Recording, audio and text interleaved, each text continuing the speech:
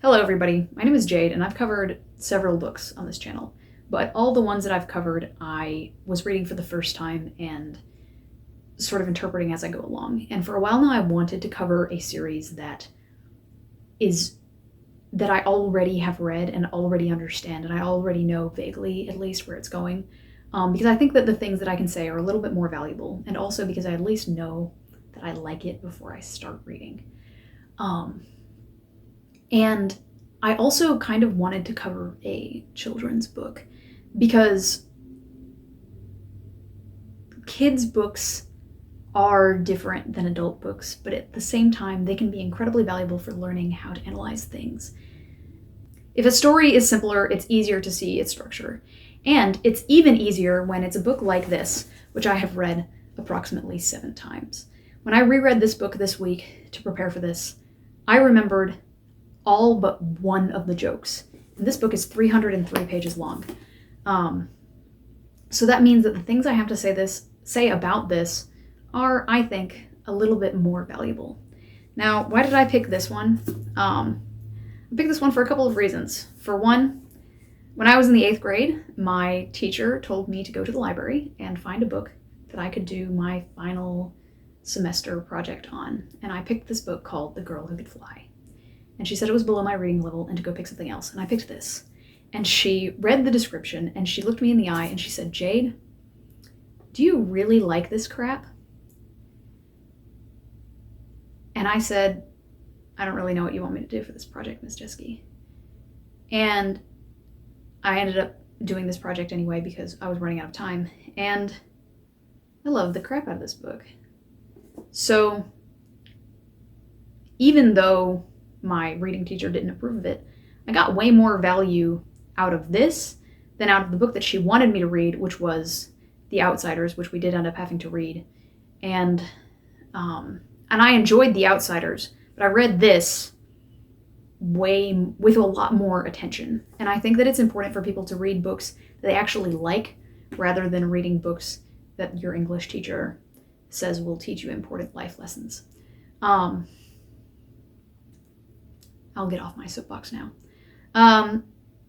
Lastly, I feel like I should mention right up front the reason why I feel like I need to cover this one of all of the obsessions that I had throughout my life. I read this book, which is about a computer programmer, and I asked my parents to send me to programming camp the following summer. And butterfly effect from there, I joined my high school robotics team, switched high schools to a high school specifically for computer programming, and then I went to college and got a degree in computer engineering. Now I am a professional computer engineer. While I don't necessarily think of this book very often anymore, I do know for 100% certain that my life would have gone in a completely different direction if I hadn't picked it up at the library on the weekend of Halloween 2010. So I feel like if I'm going to cover a children's book on this YouTube channel, it had better be this one. So now I'll start actually talking about this book that I brought you all here to listen to me talk about. I enjoyed it because the setting is really interesting. The humor is near constant. The characters are a lot of fun. A good mix of people who follow archetypes and people who are very original. And the themes of this regard AI, technology, and power, all of which were things that I found very interesting as a kid, and I genuinely don't know whether I find those things interesting now because this series rewrote my brain when I was in the 8th grade, or if I liked it if I liked this series because I was interested in those things. But either way, we get into some really interesting questions about technology and artificial intelligence as we go along in this series that made me like it a lot. But most of all, I liked this series because of the way that the author, Mark Walden, handles plots. So there are two different types of writers. I know. There's a lot of writers can be sorted into 2 different categories: gardeners and architects. So Gardeners is somebody who comes up with a bunch of characters, comes up with a couple of questions, and plot boxes, and starts writing and sees where it goes. George R.R. Martin is a famous gardener. The guy that I've covered a lot of his work on this channel, John McCrae, or Wildbow, he is also a gardener. He has no idea where the series is going at the end, but he's going to keep writing and see what happens. And this type of writer gets a lot of flack, but it produces plenty of good work. It also produces plenty of bad work, and being an architect does not necessarily help. But, so what is an architect? The architect is the other type of writer that's not a gardener. An architect is somebody who plans everything from the beginning, who knows where things are going, who sets up questions at the beginning, leaves hints, and at the end, the answer that they give you is the answer that they knew was going to be the entire time. When people talk about architects, every single time, I think of Mark Walden. This series, Hive, is meticulously planned. There are questions set up in book 1 that are answered in book 7, and you go back and look at the things in book 1 that you thought were hints towards something, and you find that it was actually misleading you in a completely different way, but it still makes perfect sense. This series is woven together like a tapestry. However, this can cause some fumbles. If you change your mind in the middle, you're screwed, especially in a series that lasts a long time. I'll bring up a couple of times that you can tell that Mark Walden changed his mind about where something was going, because when it does happen, it is obvious. Because there's so much emphasis placed on, all right, pay attention because you will be able to figure out something. When you pay attention and you see that something has changed, it's more obvious than it would be in another book. So I really want to cover this largely because there are things planted in the first book that remain relevant the entire time. And I honestly can't think of another example of something that is this long that was planned to this extent. However, as much as I've always wanted to cover this series because of that, I wasn't going to, because after book 8 out of 9, the author stopped producing books for 8 years. And he kept saying, oh yeah, there will definitely be a last Hive book. You will definitely find out the answer to the central mystery of the story eventually. And after about 5 years, I stopped believing him. There's only so much faith that you can have in one man who never writes the 9th book. Until last week. A week ago and 2 days, it was announced that the final book of the series is going to come out next Friday, which is not enough time. I wanted to do an 8-episode series leading up to the 9th book, but this is what I'm just gonna have to do. For that reason, by the way, I will not be reading the 9th book until I reach the 8th episode of this video series, which is going to take a lot of willpower, but I'll be fine. It just means that I can't go on any social media for 8 weeks. So now we're doing this. So this series was marketed as middle grade, which is the same description as Harry Potter or Percy Jackson. And basically what that means is you've got plots that might be similar to a YA plot, but there's usually no themes of sex and there's very little romance. Whereas YA, something like Twilight or Hunger Games, might have more of those kinds of things. That's not to say that these books can't be dark, but it might not dwell as much on the dark things. The writing style in middle grade writing is typically fairly straightforward. There's not a lot of flowery language, and they might repeat things a few times in a very blatant way to make sure that everybody can follow along the entire time. This series was originally produced, the first book was originally published in 2006. And the thing about publishing books is that books only get published if they are going to make money. And in order to get a publisher to believe that your book is going to make money, you need to tell them that it is like something that is already making money. That is why we had a bunch of Twilight clones after Twilight came out. Everybody was able to go to the publisher of their choice and say, Twilight was successful, therefore my vampire, werewolf, zombie, lich, mermaid romance is going to be successful because it appeals to the same audience, and if Twilight worked, mine will too. 5 years later, you see the exact same thing with the Hunger Games. In 2006, what was the series that everybody was trying to emulate? It was Harry Potter. Every publishing company was trying to get their own Harry Potter. They wanted magic school books. They wanted books about kids who go to a special school and do things. And that is why HIVE was published. So without further ado, let's get into the beginning of the first book. The book opens up with a boy named Otto waking up on a helicopter with no idea how he got there or where they are going. He's handcuffed, and so is the other boy his age who is sitting next to him in the same helicopter. You immediately get a sense from the narration that Otto is a very analytical person. He talks about how the tilt of the helicopter tells him that they're navigating, and how the change in the speed of the rotors tells him that they're going to be landing soon. The boy sitting next to him introduces himself as Wing. He is a quiet boy who is very, very dry and stoic. The two of them sit for a while and wait until they start to land inside the mouth of what appears to be an active volcano.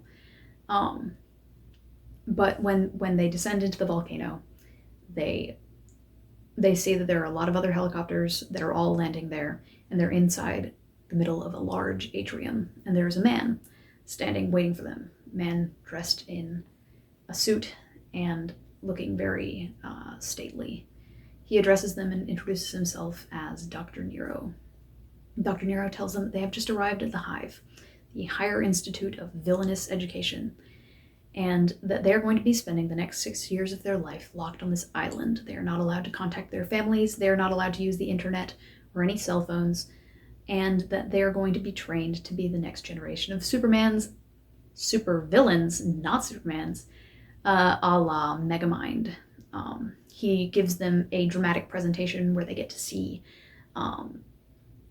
children learning how to climb walls, shoot laser weapons, doing all kinds of science. But ultimately, Otto thinks that most of this is smoke and mirrors. It's drama that is designed to make him feel overwhelmed. And immediately, Otto decides he does not want to be here. He is going to escape. The boys are ushered into this boardroom, +1 to boardroom, and we cut over to Nero's perspective. I've never been a huge fan of kids go to a special school books or anime like that. Although there are books in anime with that plot that I do enjoy, I don't really like watching or reading stuff about a special school. But of the ones that I have read, the HIVE is definitely the coolest. Everything is these vast networks of caves. The rooms have been blasted out of solid obsidian or polished black rock. I don't remember which. It has a black and electric blue aesthetic that is just very, very cool.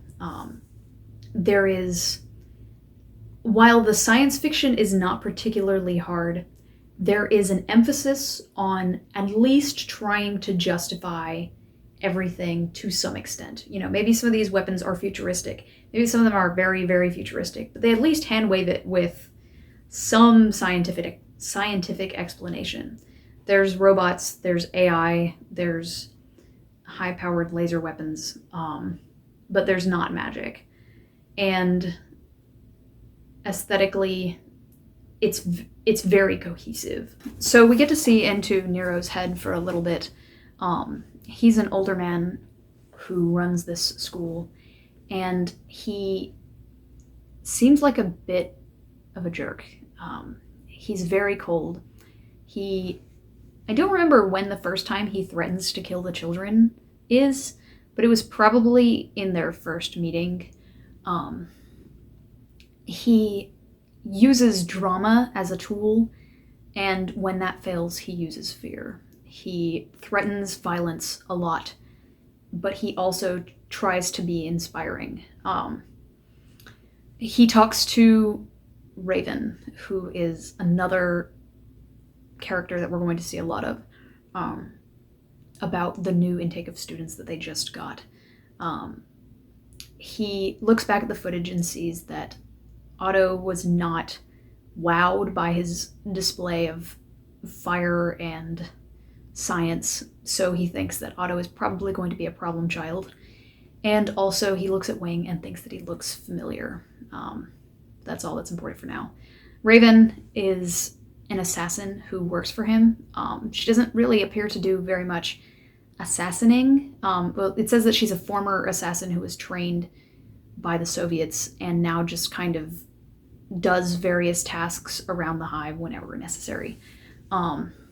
He tells her to please, watch out for that problem child that just arrived and let him know if anything happens.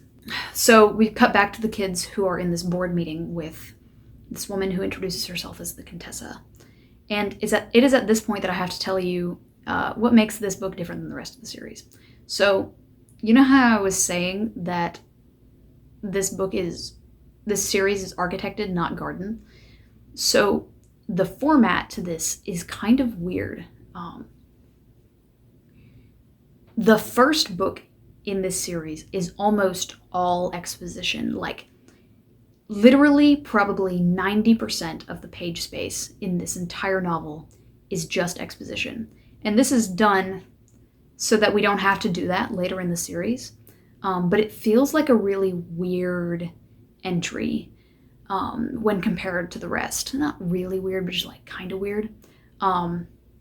They spend the entire time at the school. The first, 2/3 of this book take place on just their first 2 days.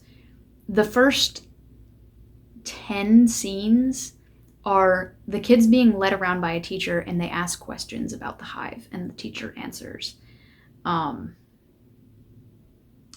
It's really impressive that Mark Walden was able to pull this off, but it also made this one less interesting to reread, because this scene, for example, where the Contessa is telling them about the Hive, is 10 pages of this introductory video, and then kids asking questions, and then the Contessa narrates a little bit of what she thinks about some of the kids, and then the kids ask more questions, and it's literally all introduction of new information, but this is what the entire rest of this book is like. And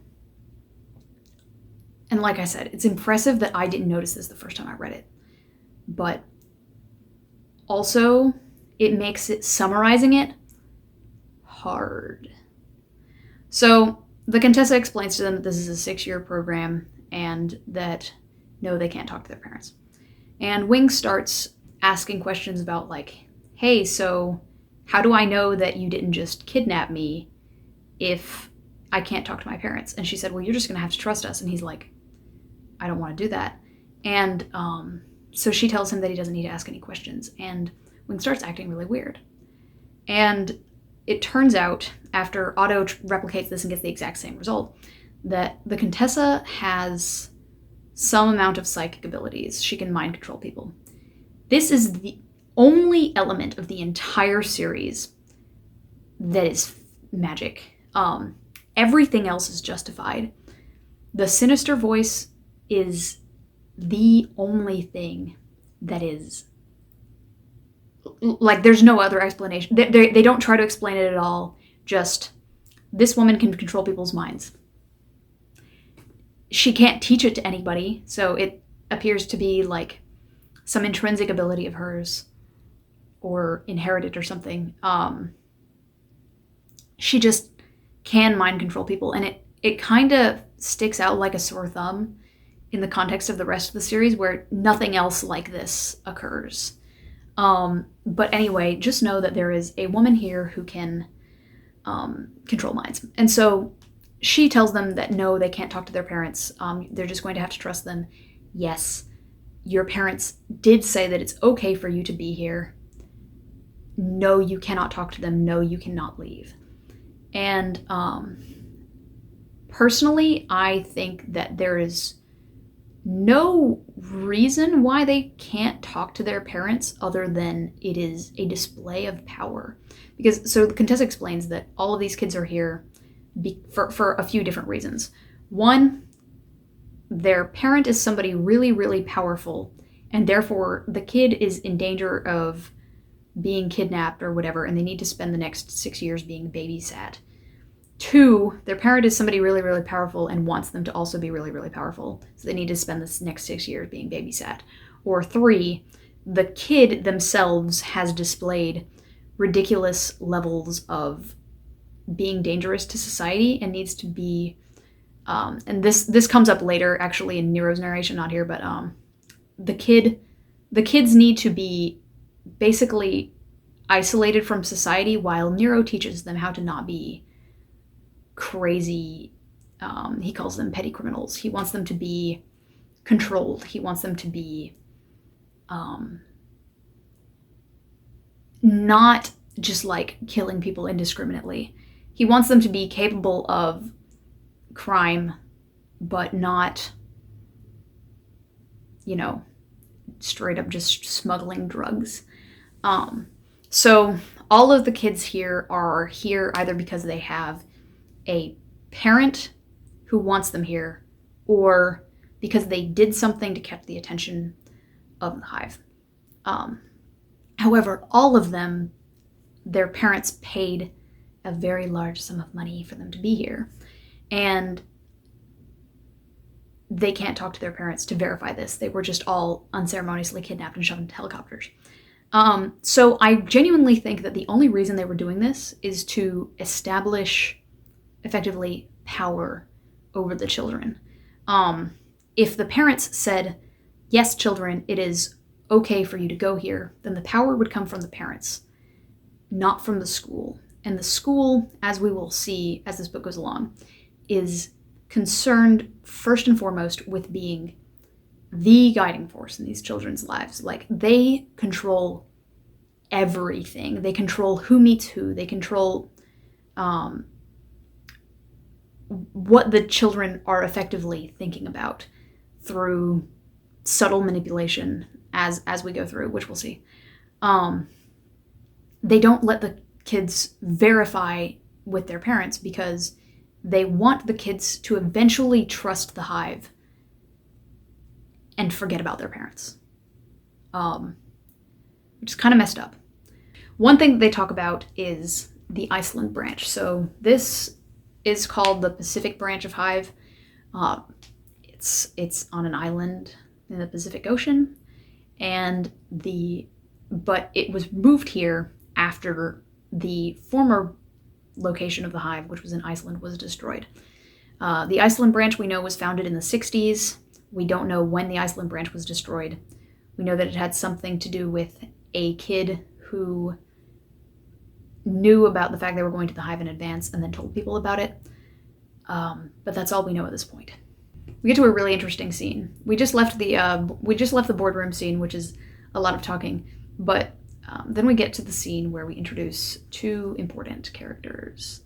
The Contessa tells them they need to be fitted for their uniforms, which is basically just black jumpsuits that have the glove logo on it, which we'll talk about glove later. But and in order to get their uniforms, they walk into this room where they meet the house AI for the Hive. His name is HiveMind, and he was brought online 3 months ago. He says that his purpose is to make sure that the hive keeps functioning optimally and that everybody inside is happy. And the children are allowed to ask questions, and there's a girl who raises her hand. She tells Hive Mind that he can call her Laura, even though he is supposed to call them by their last names. And she starts asking him about how he was programmed, and you know, what his architecture is like, and so on and so forth. So after she asks a bunch of questions, Otto raises his hand and he says, "You said that you are supposed to make everybody at the hive happy. Are you happy?" And Hive Mind says, "I am not authorized to exhibit emotional responses," or something like that. And Otto thinks to himself, unauthorized but not unable.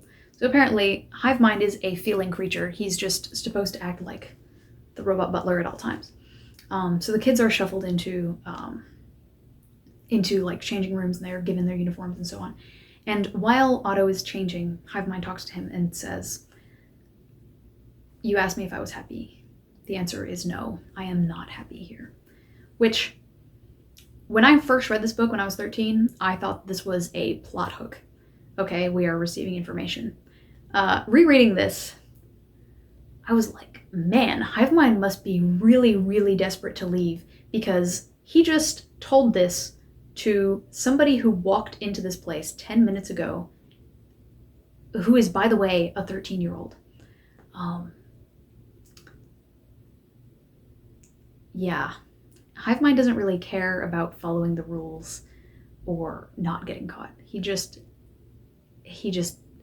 wants to get out, and he doesn't really care for his own safety. So Otto goes back out, and he sees that one of the other children, a boy named Franz, is having trouble with the zipper on his uniform because it is too small for him. And Otto starts really tearing into like the fact that Franz is overweight, which we're going to talk about that later. And all of the other children start laughing at Franz for being fat, except for Laura, who goes up to him and helps him with the zipper, and in an excruciatingly long and uncomfortable scene that isn't like badly written. It's just like supposed to make you feel uncomfortable on Franz's behalf. She helps him zip up his uniform effectively. And so this is what we call an establishing character moment. All of the children that we have met so far, which we've met a couple others, there's the cheerleader, who is a real jerk and keeps telling everybody that she's not supposed to be here, she's supposed to be getting a manicure. And she doesn't want to wear garbage collector's uniform like this jumpsuit. She would like to get her designer clothes back. Otto, who keeps thinking to himself about how fat Franz is and how he just can't stand looking at Franz. And Wing, who just doesn't really talk. And then, obviously, we've seen into the teachers' heads, and they are not much better. The point is, these characters are all supposed to be mean. And so we have Laura, who at least appears to be an empathetic and kind person, which leads to the question of, how did she get here? And yeah, we'll talk about Laura later. The kids go to lunch. Otto observes that... Okay, hang on. I actually want to read this passage because it was interesting.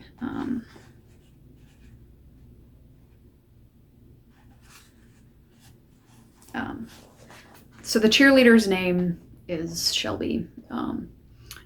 She talks about how her parents probably sent her here because they're really concerned with her getting a very good education, but she doesn't think that they're supervillains.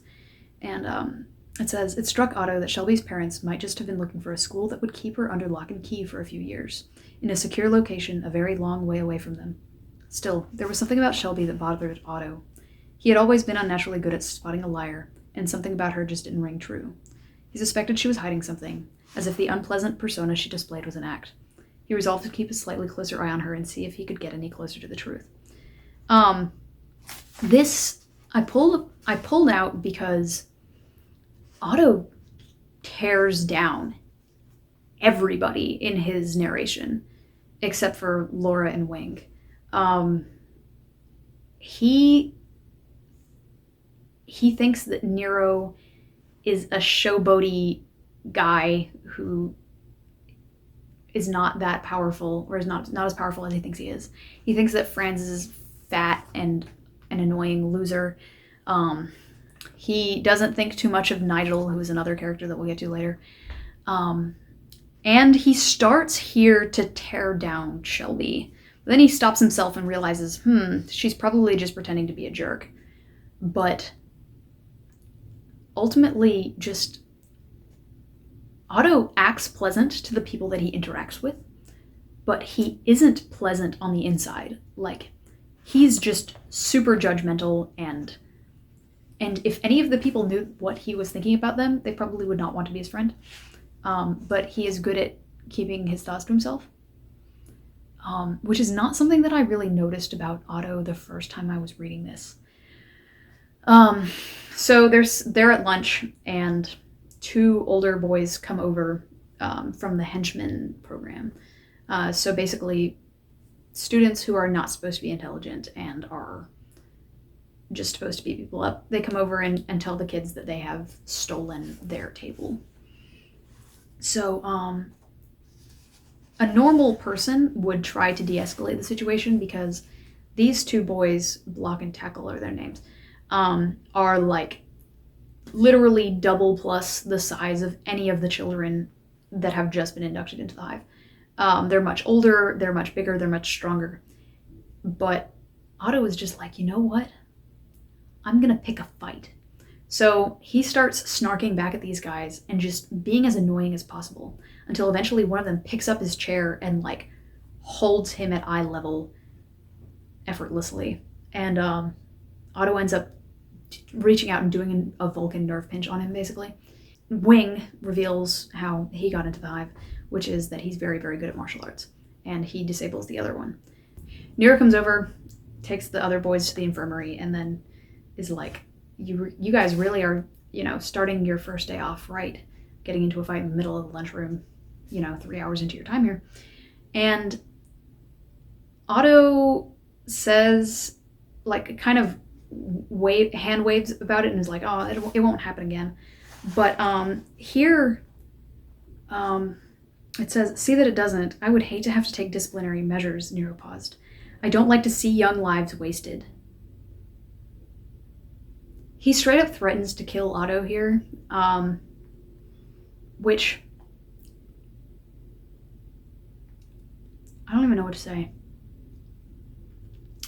Yeah. It lends into the whole, like, it's all about fear. It's all about control. It's all about manipulation on the part of Nero, because, spoilers for the end of this book, Nero would never hurt any of the children. He's just going to pretend like he is. Also, this scene demonstrates that Otto can't stop being dramatic for literally any amount of time. We get a bit of a montage of the rest of their day. The children are taken to their dormitory, which is like this, I always pictured it as like those hotels that are inside out where the balconies look inwards, and the tables and stuff are on the bottom floor in the middle, and it's like a big rectangle. That's basically how I pictured it. Each of the kids is given a roommate and a tiny room. It turns out that Otto and Wing are roommates, which makes sense given that they were flown in on the same helicopter. And they go to sleep, but not before Otto thinks to himself that he had never met someone before, or he very rarely met somebody whom he thought of as his equal, such as Nero. Now, when I first read this book, I kind of assumed that it was going to be one of those, the children are amazing and the adults are incompetent buffoons who don't do anything books. So I didn't really think anything of this, but spoilers for the end of this book, the adults are not incompetent buffoons who don't do anything. So with that in mind, no, little Otto, you are nowhere near Nero's equal. Good Lord. So we Otto goes to sleep and we cut to a flashback that sort of tells Otto's life story up to this point. He was left on the doorsteps of an orphanage when he was a baby with nothing but a card that said his name. They looked for his parents, didn't find anything. And we see that he has a photographic memory, which he did reference a couple of times in the previous narration. And so when he is about 3 years old, he starts reading books. And instead of like learning to read, he sort of absorbs the information without trying or without actually like looking at the words. He figures out how to get the phone company to stop charging their orphanage for phone use when he's 5. And then by the time he's 10, he's getting in trouble in school because he doesn't pay attention, because he doesn't need to pay attention. And he ends up convincing the woman who runs the orphanage to pretend to homeschool him so that she can get a bunch of money for homeschooling a child, which I don't really understand how that works, but this takes place in Britain, so yeah. And he instead gets to spend his days at the library. And one of the things that we see throughout this is that people don't treat Otto badly, but they also don't treat him well. Like, he doesn't have any friends. People don't hate him, but they also are just like, that weird kid that takes things apart and puts them back together. And so eventually, and then when he learns to read, everybody always just assumes that he's pretending to read. Stuff like that just paints him as sort of an outcast. But not in like a negative way, just sort of like there goes Otto doing his weird thing. And we'll get back to that later. So Otto drops out of school and pretends to be homeschooled, but he instead spends his days at the library. He ends up setting up the attic of the orphanage to be like his home base, and he sets up an office, and he starts getting this ancient orphanage into shape, basically. And I want to read a specific passage from this.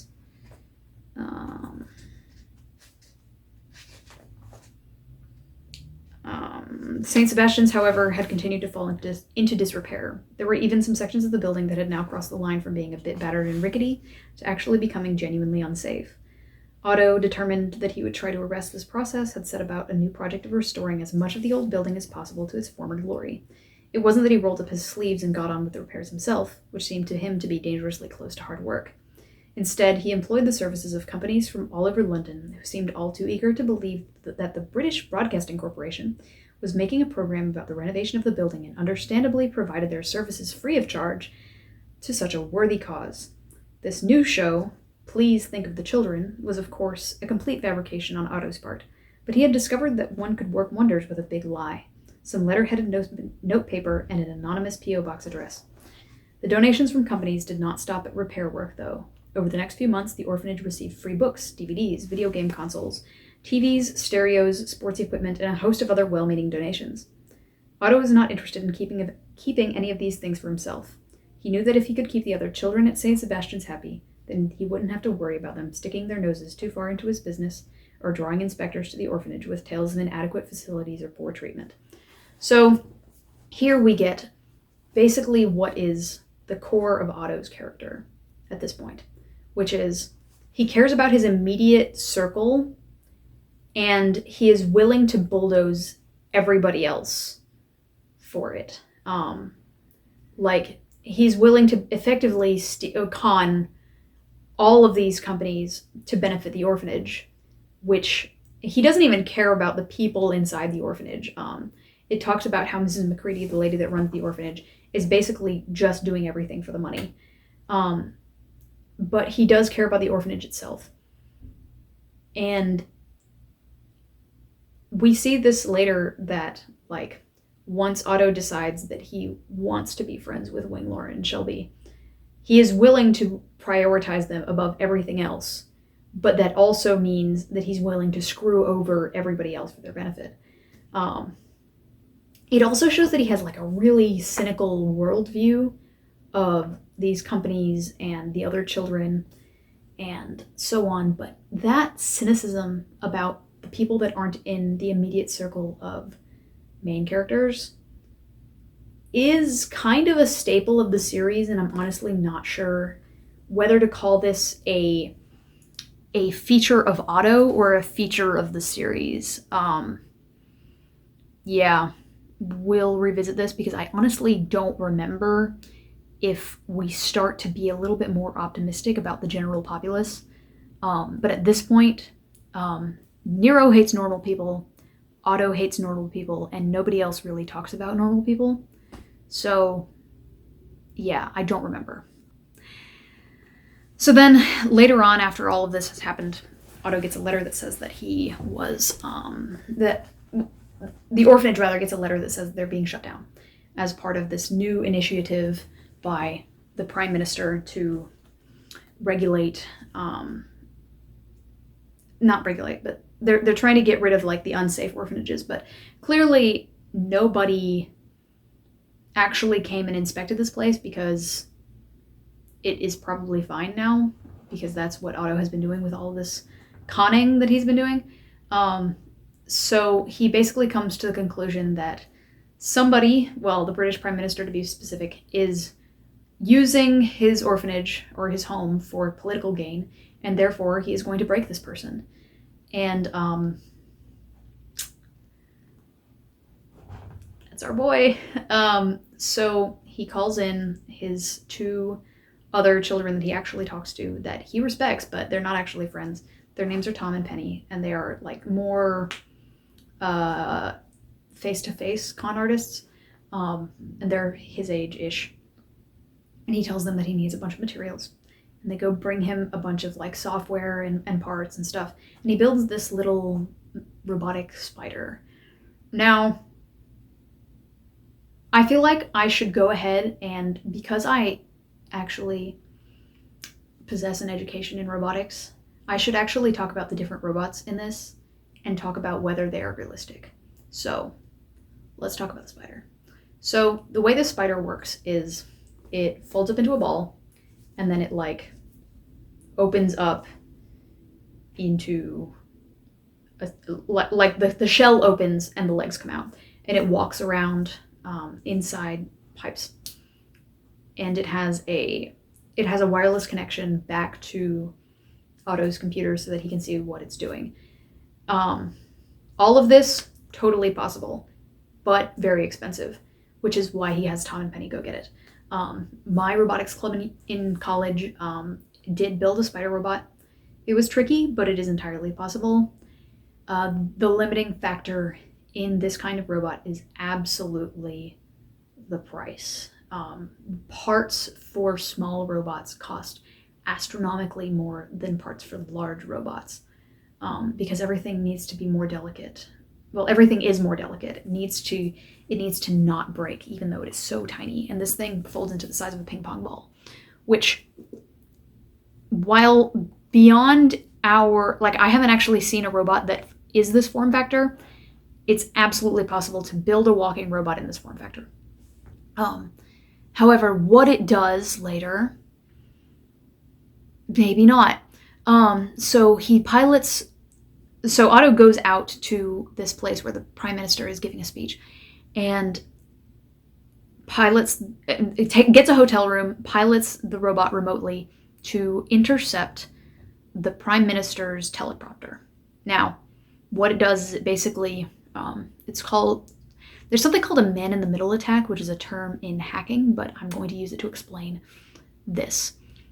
It's when you basically come between two signals, and then you hear what one signal is, throw it away, and then tell the next thing that the signal was something else. So like if you're playing a game of telephone and you butt in between two people, and one person says the message is, I guess, pink flowers, and then you decide to lie and say to the next person on the telephone, the message is the Great Wave, or whatever.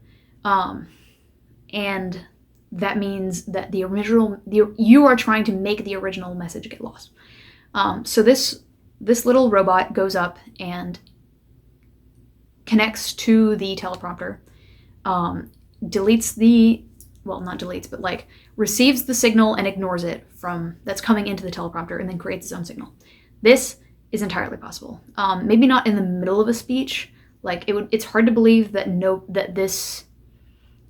Okay, I think this is probably possible, but I'm not 100% certain. So he starts to rewrite the speech that is on the Prime Minister's teleprompter. All right, this bit, totally possible. Probably. Next we get to the part that is... So the teleprompter flashes up this pattern that looks like static, but is actually hypnotic. Now, this is where I get to my point where I say, I think all of the stuff that Mark Walden put into the books as like high tech is inspired by old CIA projects. There was a program where the CIA tried to find or manufacture psychic people, such as the Contessa. They tried to be able to hypnotize people, such as this. Lots of laser weapons. There are plenty of nukes later in the series. Yeah, I think that the aesthetic that Mark Walden was trying to use is things that were researched by the CIA and may or may not have ever had anything come of it. So he puts up this static that hypnotizes the Prime Minister, and then just the Prime Minister like continues to do whatever is on the teleprompter. So he reads this speech that is basically like, I, the British Prime Minister, think of you, my constituents, in nothing but the utmost contempt. I hate my job. I hate all of you. You're awful to work for. This is my... He doesn't say this is my immediate resignation, but he's basically like, yeah, you guys suck. And then Otto puts up an instruction while he's hypnotized that says, as long as you live, you will never tell another lie. And he says, this will certainly kill the Prime Minister's career. And so is this possible? We're stretching it. We're definitely stretching it. But it's not actually possible, but there's still a sci-fi explanation. So then Otto gets an idea and he has the British Prime Minister moon the audience. And then he does. He turns around, drops his trousers in front of the camera, and moons the planet.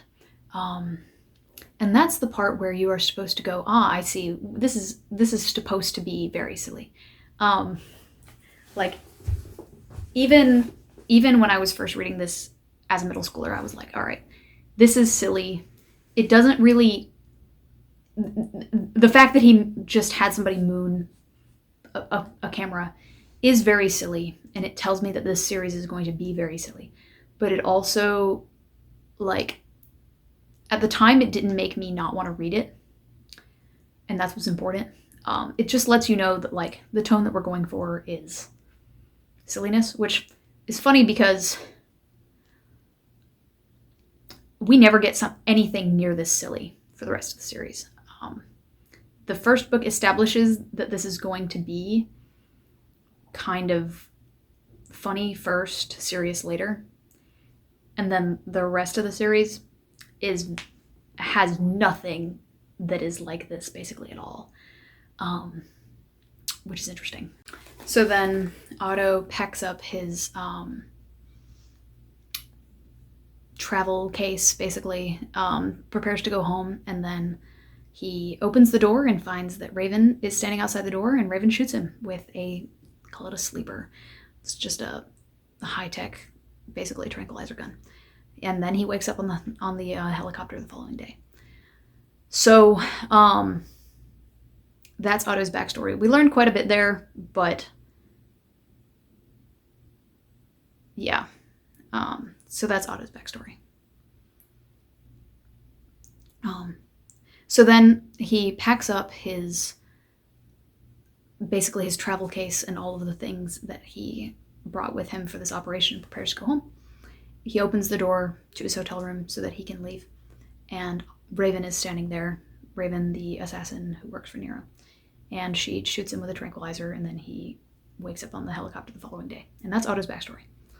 I already basically said everything that I wanted to say about his character analysis from there, so we'll keep going. The following day, everybody goes to classes. We see a little bit of... The following day, everybody goes to classes for the first time. We see Nero's class. Nero talks about his favorite supervillain, who is actually somebody that he was friends with, which probably influences the fact that he's his favorite, guy named Diabolus Darkdoom, whose son is in the class, a nerdy little loser named Nigel. Nero tries to get Nigel to talk about how wonderful his dad is, but unfortunately, Nigel's dad, the guy that they're talking about, actually recently died. So Nigel is just kind of miserable this entire time, and he's also just like, yeah, I've been living in my father's shadow my entire life. I really don't want to do this. And this is something that persists through the rest of the book. Everybody pretty much just thinking that Nigel cannot possibly live up to what his dad was, and everybody just basically talking about how wonderful Diabolus was. Nero talks about what it means to be a supervillain, and he goes on this long speech about, supervillains get the best costumes, and they make all the money, and in real life, the bad guys win. The good guys don't win like they do in movies, and you want to be that person that has all of the guns and all of the money and all of the power and does all of the winning. And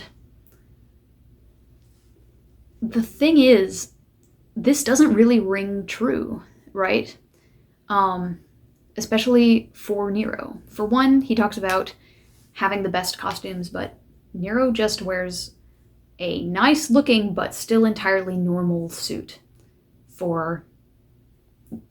I don't remember him ever wearing anything else at all.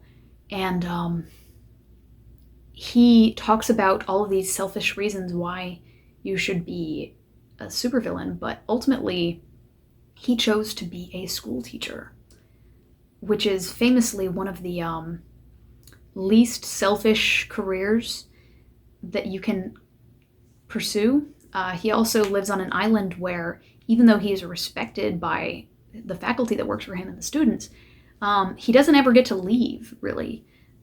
It's not a life that screams narcissistic, power-hungry monster. And,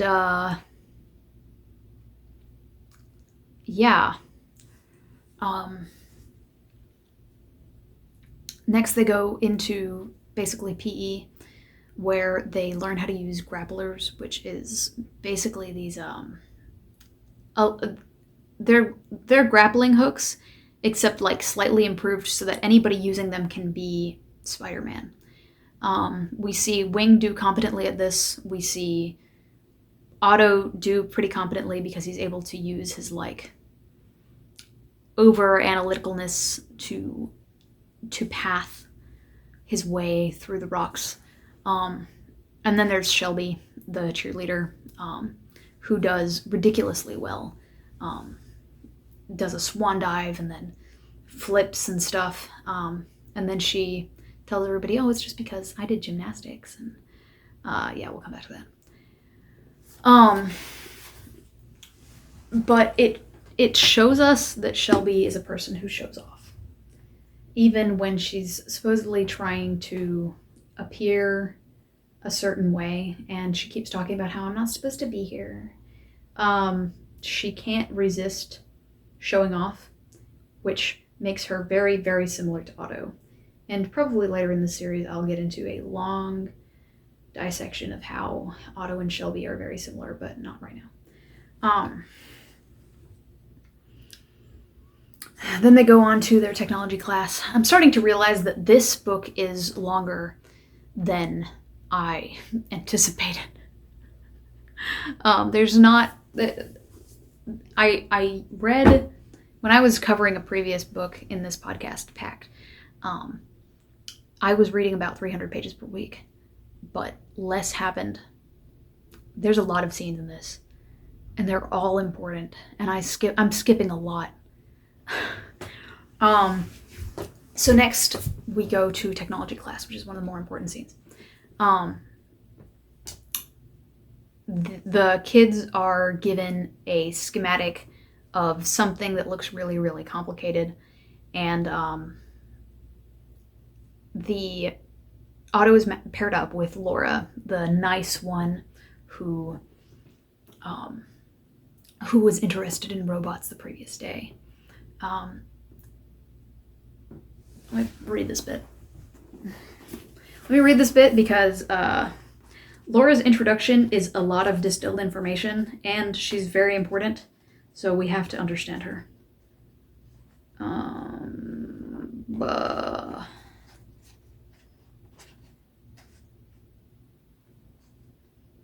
blah, blah, blah, blah. Okay. Otto stared at the circuit diagram in front of him. The conversation with Laura was strangely exciting. He'd never met someone before who could argue so knowledgeably about complex technical issues, so it was refreshing to have this sort of discussion with someone who understood the ins and outs of advanced digital electronics. When Professor Pike had first announced that they would be partnered together for their practical technology lesson, he had been worried that she would slow him down, but he was now realizing that she was just as knowledgeable on the subject as he was, perhaps even more so. He was thoroughly enjoying their discussion of how the circuit diagram they had been given to study could be improved. Of course, the test that they had been set had only been to spot the glaringly obvious errors in the design.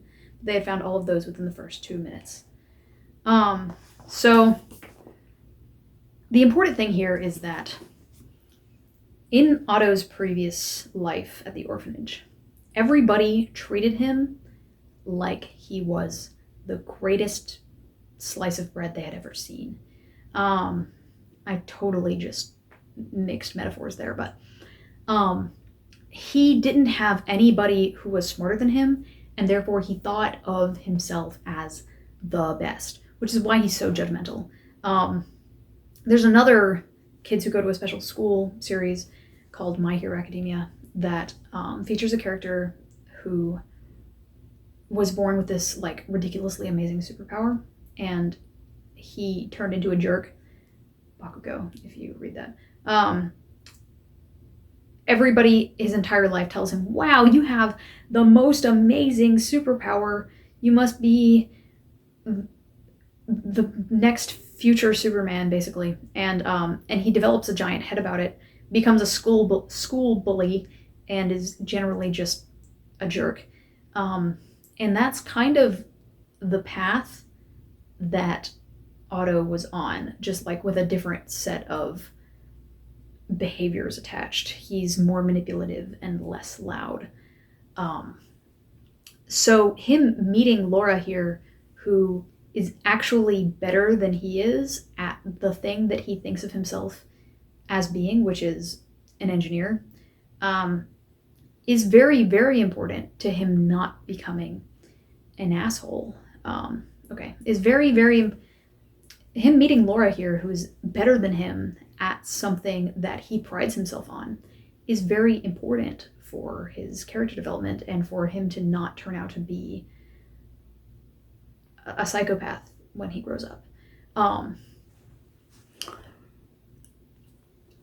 It also provides Otto the first actual conversation about computers that he has ever had with anybody in his entire life, which is important because, you know, like I said, Otto is in danger of becoming somebody who does not care about other people. And it takes somebody who's actually interested in the same things that he is for him to be willing to talk to other people. So the two of them finish their work early and start talking about, you know, the situation that they're in. She talks about how she had a normal family, and they definitely would never have signed her up for this. And that she misses them very much and she's homesick. And ultimately, Otto and Laura agree to tell each other what they did to get into the Hive. What's significant about this is that, as far as I know, for the rest of the series, neither of them ever tell anybody else what they did to get into the Hive. Otto never tells anybody about the British Prime Minister incident, and nobody knows about the Air Force Base incident. Actually, no. Nero does tell everybody about the Air Force Base incident at the end of this book.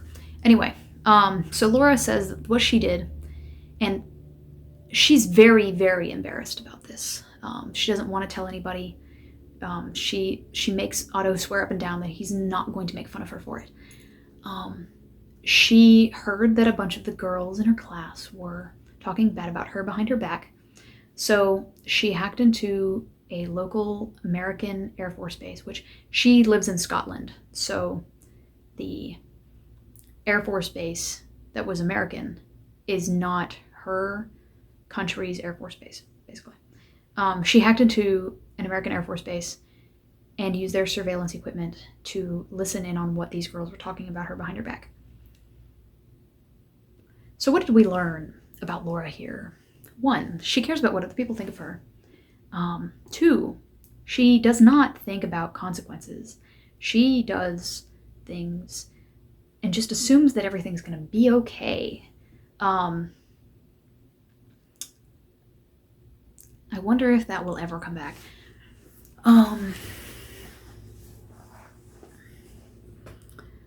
We get our second acronym, which is AWACS. I already forgot what it stands for, so I have to Google it again. AWACS.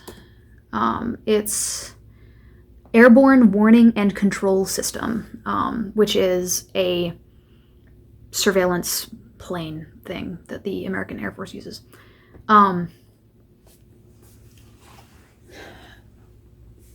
And Otto thinks that this is the coolest thing that he's ever heard his entire life.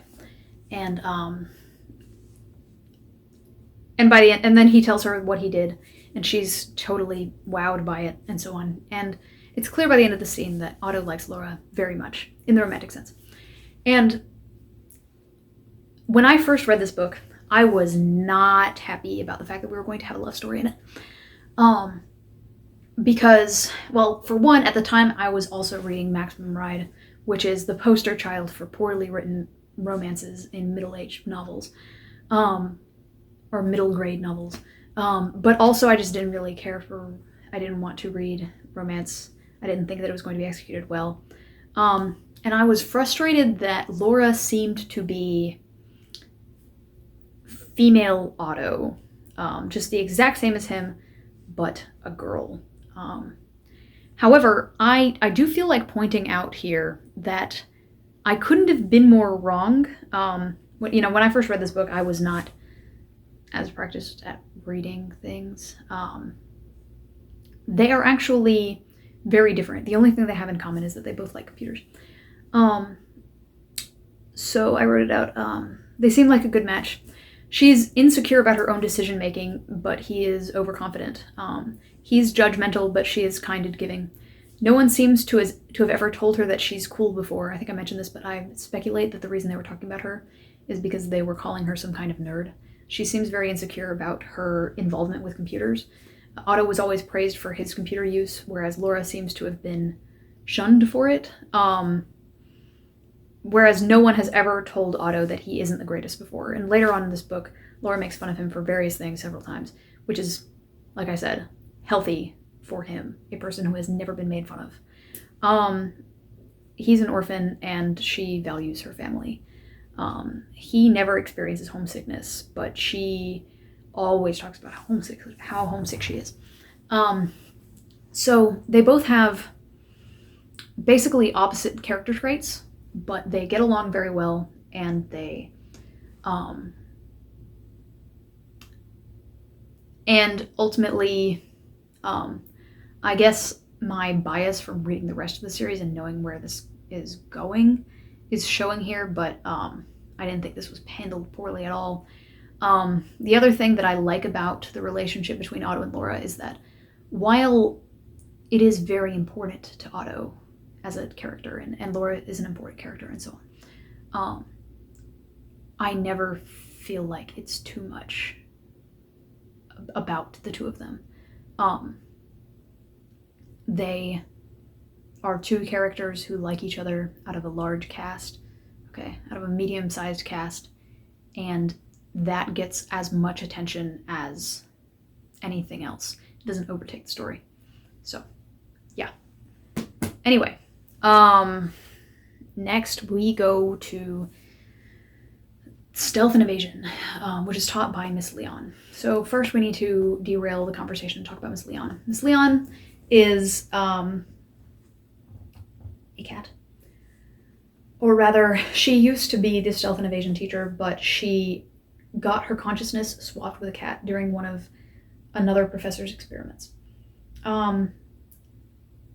This, it is stated, is because number one, the man who is above Nero in the hierarchy, told them to research consciousness transfer, and now Pike can't figure out how to swap them back.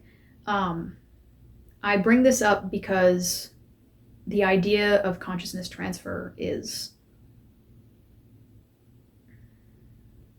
important later. Anyway, but for now, all you need to know is that Miss Leon is a cat. If you haven't read these books, you don't really need to know that. She basically is not important. I think she's important later, but I just don't remember her very well.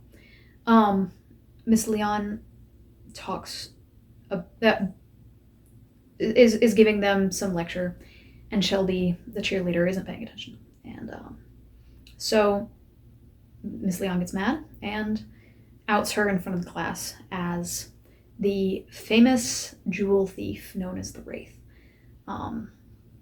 She would do high-profile museum thefts of jewelry specifically, and she made the news several times without anybody knowing who she was. They assumed that it was, a team of adult men and not a teenage girl. And from here on out, Shelby drops the bratty persona.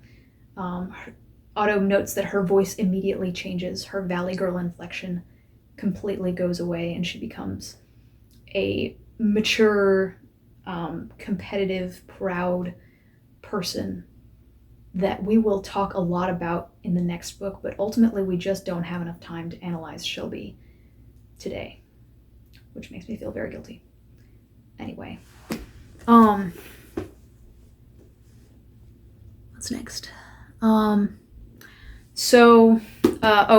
that whole stuff with Miss Leon being, the stuff with Miss Leon having had her consciousness swapped is in another board meeting, so that one's going to get counted as the second board meeting. We'll talk about number 1 later.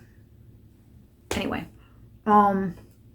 so Otto decides that he's going to ask Shelby to be part of his escape plan. Oh yeah, also Otto, Laura, and Wing were planning to escape. He tells Laura to ask Shelby, who is her roommate, if she wants to escape too. No one has ever escaped the Hive, but they figure somebody has to be the first. We get a training montage. Several months pass. The kids refine their escape plan. They build, Otto and Laura build some technology that will allow them to do something that we don't know what it is yet, that will help them with their escape. And we learn a little bit more about Nigel. Oops. Oh, yeah, I'm sorry. Not Nigel yet. Gosh. So at one point we hear that we get this conversation between Otto and Wing in their bedroom where they're talking about what they're going to do when they escape. And Otto is like, we're going to go back to our previous lives and we're not going to say a word. And Wing says, no, we have to rescue all of these children. I mean, you've heard how many times Nero has threatened to kill us in just this book. Like, we have to get them out. And Otto is like, no. And he comes up with this excuse, which is, he says that Nero will probably pour concrete over all of the dormitories and kill all of the children if the Hive is found out. But it comes across as just Otto coming up with something that will convince Wing that he's right, which plays into Otto's whole, he cares about Wing and Laura and Shelby, and he does not care about anybody else. Yeah. Whereas Wing actually like has a conscience. He wants to help people. Which begs the question of why he's even here. But anyway.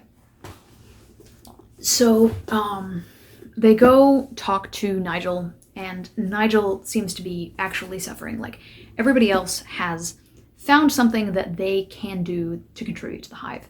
Well, not contribute, but like to stand out. Something that they're good at within the Hive. But Nigel hasn't. Everybody keeps asking him to regale them of stories about his dad, and he's just like... And he's basically just terrible at everything except for biology. And this is where we get, why did book 1 of this series receive poor reviews? I'll let you guess, but if you don't get it, I'll tell you after this is over. So Nigel starts to excel in biology, and he begins to experiment on this, what's it called?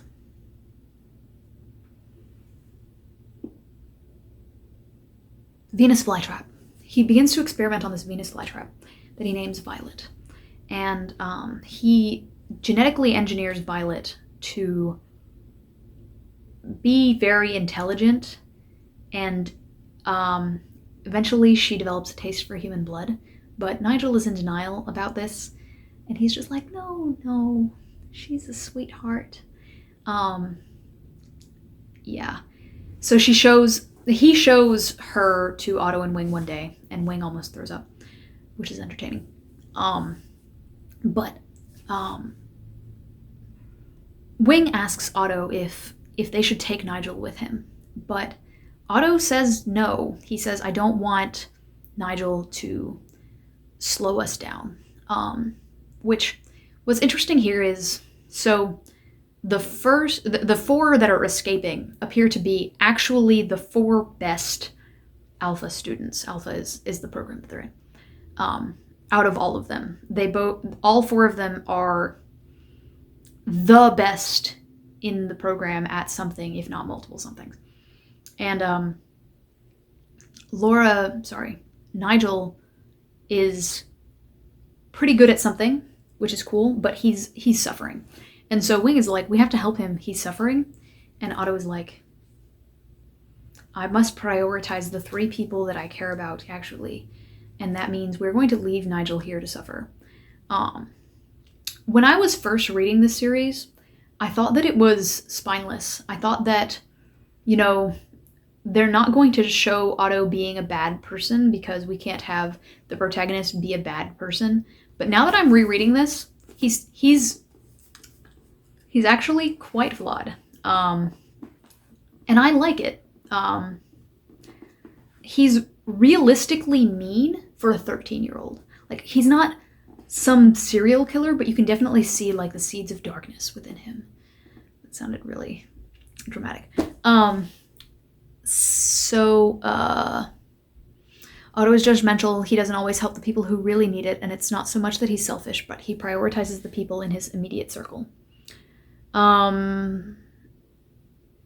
We get the pipe scene, which it's impossible for me to recreate the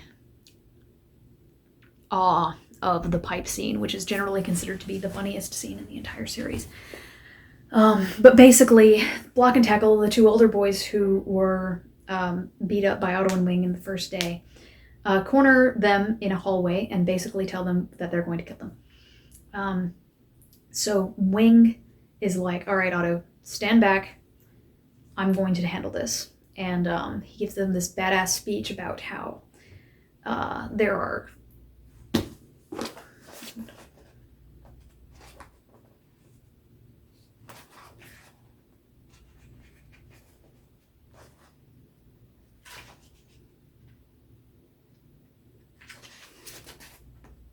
There are 23 ways of combating an assailant armed with a blunt object from this position. 4 of them will kill you, 12 of them will permanently disable you, and the remaining 7 will cause injuries that, while being extremely painful, you will at least recover from. In all of them, I take that pipe from you and use it on you. The choice is yours. Anyway, I love Wing. But we'll analyze him a little bit more at a later time. Anyway,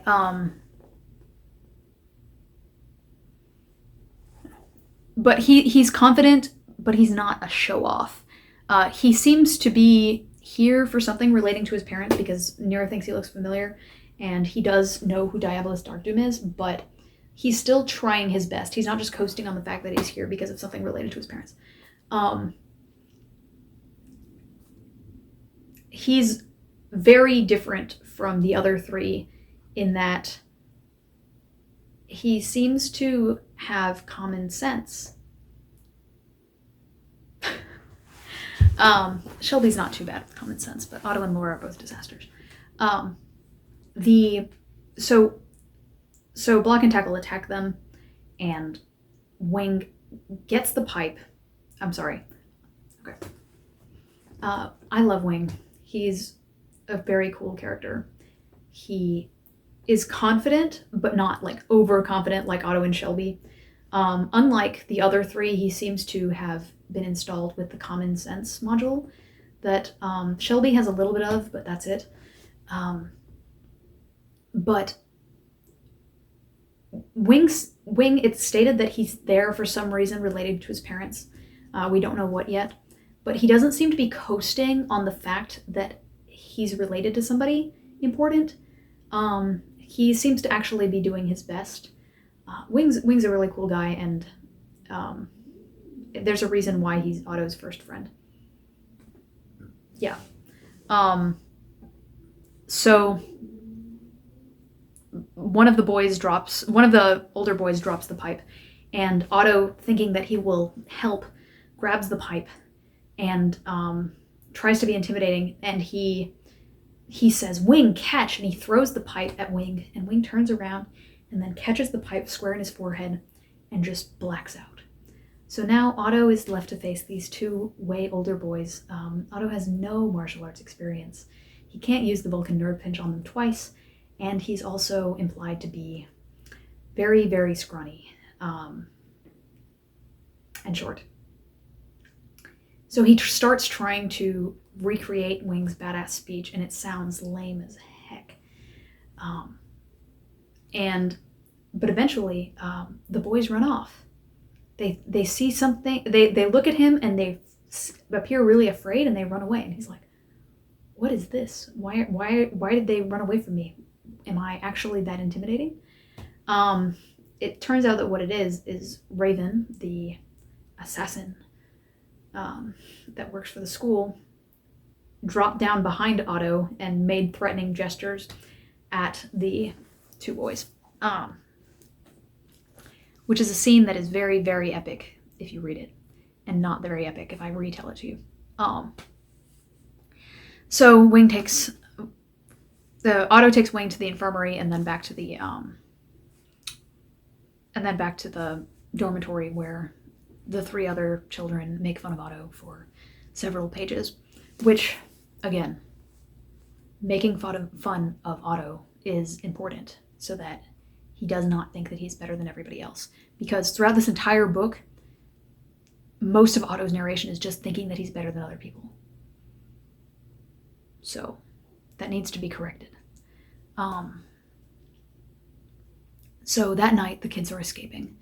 And what they do is they've figured out that the way that their laundry is done is that they put the laundry into the closet, and then the entire closet is shuffled out, effectively,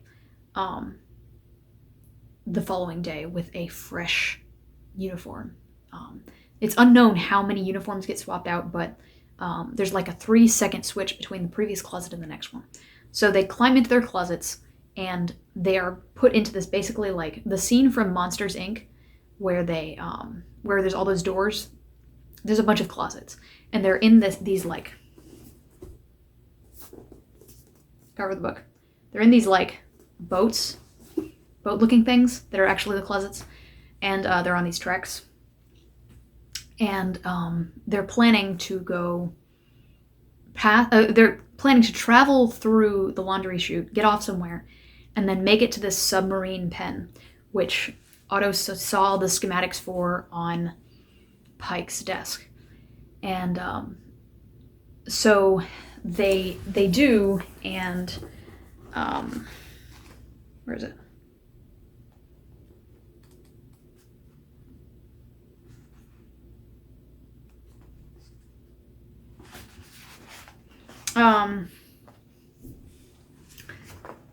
And then so they start writing these closets, and the closets are up, facing up like a boat. But then the closets start to turn so they can dump the clothes into this giant vat of boiling water, and then they turn upside again. Actually, I'm not sure if they ever turn upside again. Anyway, so Otto is like the bare minimum level of physically capable. Like he's not athletic, but he's not like that not athletic. And so he's able to climb over the side of the boat as it's turning.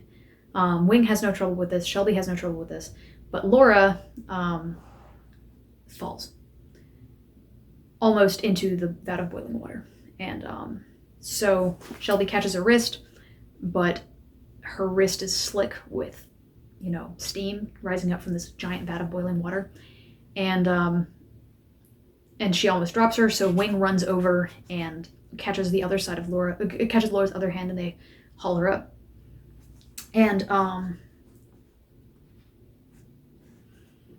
it says, Otto watched the dramatic rescue from his own carriage with enormous relief. All thoughts of escape had gone from his head when he had seen Laura fall. He would never have forgiven himself if something had happened to her. They wouldn't have been there at all if it had not been for his plan, and he felt that it was his responsibility to get them all through this in one piece. Which, the interesting thing here is that this just reinforces the whole, why are we escaping in the first place thing. They didn't bring Nigel along. When he thinks here that the whole escape attempt is not worth Laura's life, it makes me think that, like, he doesn't think that they're actually in danger by being at the school. I'm not saying that Laura's life is not that valuable at all. I'm saying that, or that Otto shouldn't think that her life is that valuable. But that, if they thought they were actually going to die, I think, it would have been sad if Laura had died on the way there, but it would have been an unfortunate casualty of the fact that they needed to escape. In this case, I think they all kind of know they don't really need to escape. They are making a token effort at rebellion against Nero because they don't like him and because they were all kidnapped, which is very mean. Anyway, so they make it past the laundry chute, and then they make it to HiveMind's central processing unit, which the device that Otto and Laura have been building for the last couple of months is a massive EMP that will take out HiveMind and all of his components. After a lot of dramatic crawling through AC vents. So they talk about how they really don't want to actually kill HiveMind, but both he and Laura had initially been uncomfortable with the idea, but eventually they had managed to reassure each other that HiveMind would have to be backed up somewhere else in the facility, so while their action might put him offline temporarily, it would not kill him. He knew it was illogical to worry about the fate of what was, after all, just an elaborate piece of software, but he didn't want to do any permanent damage to HiveMind. Later on in this scene, Wing and Shelby refer to HiveMind several times as it. Otto and Laura think of HiveMind as a person. And so we get into this. This first book, like I said, is 90% exposition. We don't get into our AI people and, our clones people and all that kind of stuff that comes later. But we do get a little bit of that here, where they have to decide whether they're going to kill Hive Mind, because what happens is they're getting ready to put up the EMP, and Hive Mind shows up and he says, "Please don't do that. I will die. You guys are wrong. There is no backup. I am too complex." In fact, we get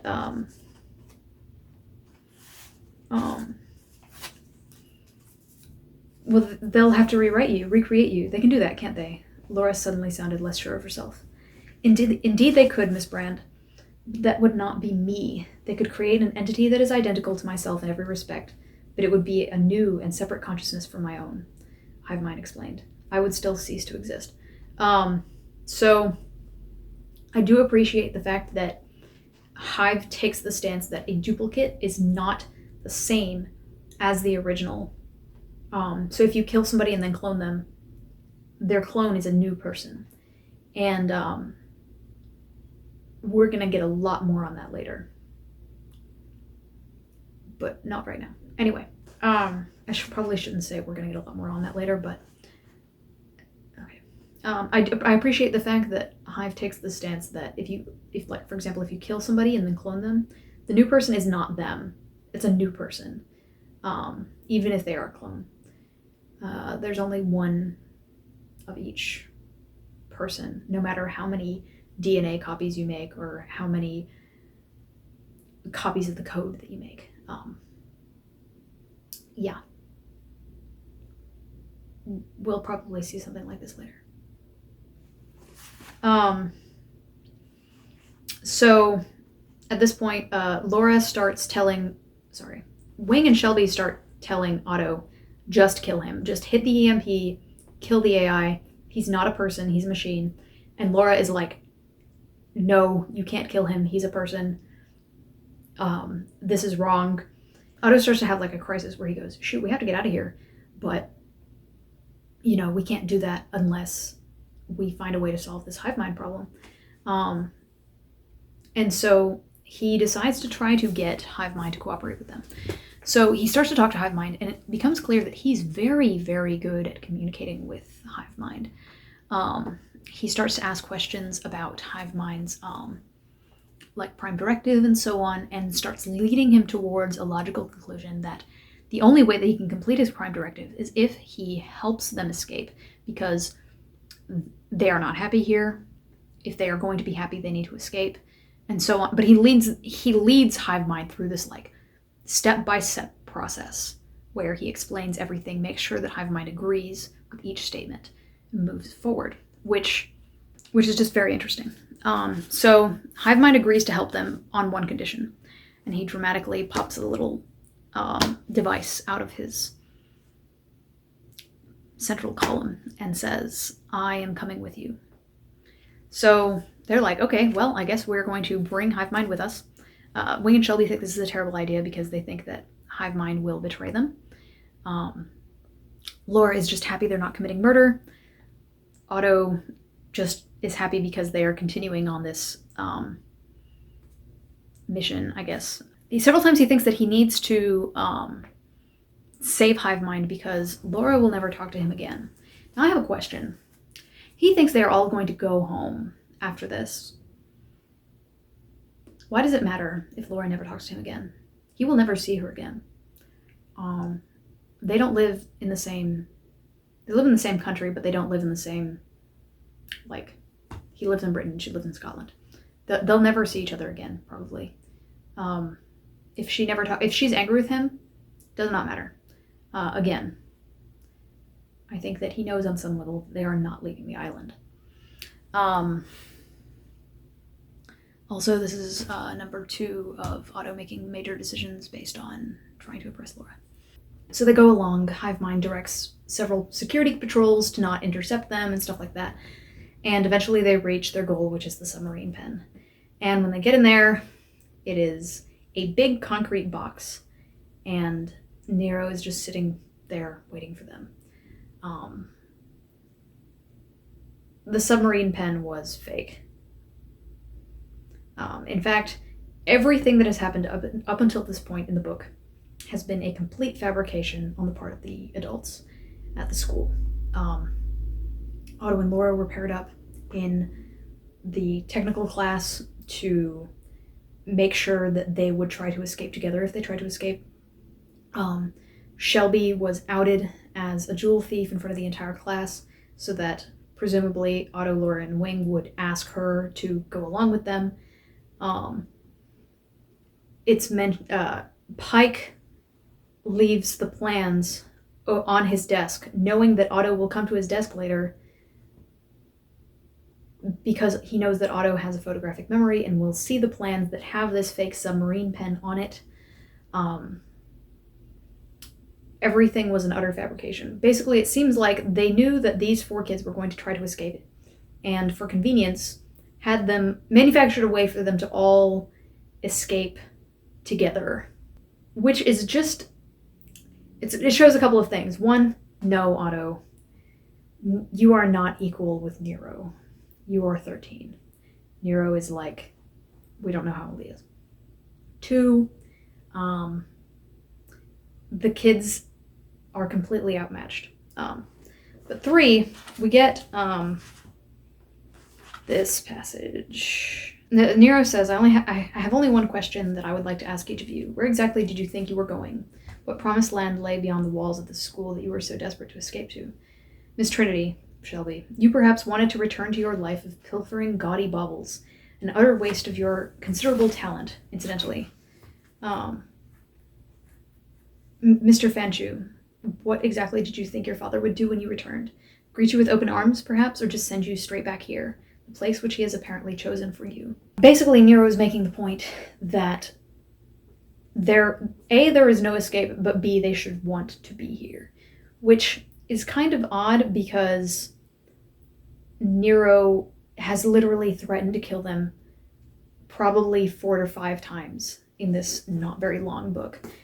And he expects them to want to stay, which is because he wants to have control over them. And he does. He has control over everything because he can't control the outcome of their education unless he has control over them. It's very different from Hogwarts. And then Nero drops the big bomb, I guess, which is that Laura's parents sent her here because she would have been caught by American military intelligence, and that they were intending to try her as an adult and put her in jail for at least 20 years. Which, like I said, Laura, who does not think about consequences, he says basically, all right, Laura, I understand that you don't want to be here and you want to talk to your family and all that stuff, but I'll make you a deal. If you stay here, I will get your record wiped when you leave. But if you go, you have to go, just know that you're going to be potentially facing down the United States military. You 13-year-old girl with no fighting skills. Good luck. And then he basically gives a similar speech to Otto where he's basically like, and you, Mr. Malpence, the mastermind behind this little jaunt, what shall we do with you? You seem desperately keen to return to your previous life, but again I have to ask you why. You would give up everything that Hive has to offer you for the chance to return to a dilapidated orphanage, and no doubt a life of petty crime. In fact, I think I find your reluctance to embrace your new life here hardest to understand of all. Now, there's one thing that explains why all of these people tried to escape. Pride. It was pride. Laura's a challenge seeker. She could have easily hacked that girl's phone, but she wanted to hack the United States military. Shelby is basically the exact same. Wing doesn't want to be in a place where he's held prisoner, and the same goes for Otto. They weren't necessarily objecting to being at the Hive, a place that ultimately is like the coolest fictional school probably ever. They were objecting to the fact that they didn't have a choice. Oh, and then also it's mentioned that the EMP device was swapped out the night before, so it would have not actually crippled Hive Mind. However, speaking of Hive Mind, they find it to be worrying that Hive Mind wanted to leave, so they decide what they're going to do is just basically kill him, give him an emotional lobotomy, and reprogram large swaths of his personality so that he's more palatable to their uses, which explains a whole lot about why Hive Mind wanted to escape.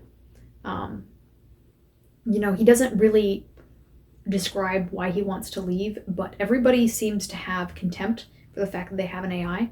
Or rather, everybody except Otto and Laura seems to have some amount of contempt for Hive Mind, whether it's because they think that he's creepy, or it's because they're afraid of robots, or they think that he's going to go crazy or whatever. Nobody seems to really like having Hive Mind around. Of course he would want to leave. A thing starts busting down the school, and it's Violet. So when Hive Mind shut down certain systems so that they could leave, one of the things he shut down was the growth inhibiting pipes that were keeping Violet from mutating. So now Violet, who is a mutant Venus flytrap with a taste for human blood and has been growing uncontrollably, has stopped receiving the thing that keeps her from rampaging uncontrollably. So that's the new thing to deal with. And this is like the first bit of the entire book / the entire series that isn't just exposition. This is a regular fight.